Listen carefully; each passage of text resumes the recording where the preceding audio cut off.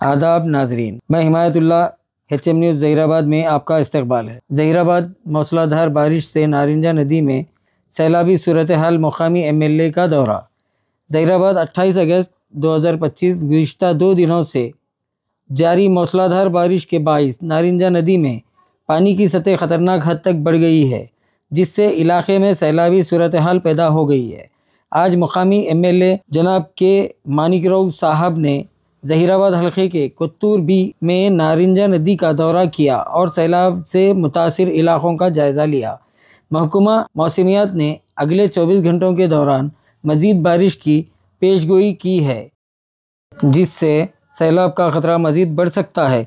इंतज़ामिया ने शहरियों से अपील की है कि वो नदियों और नालों के करीब जाने से गुरेज करें और मौसमी हालात से बाखबर रहने के लिए मुकामी इत्तलात पर नज़र रखें। आइए नाजरीन, नारंजे के कुछ मनाजिर देखते हैं।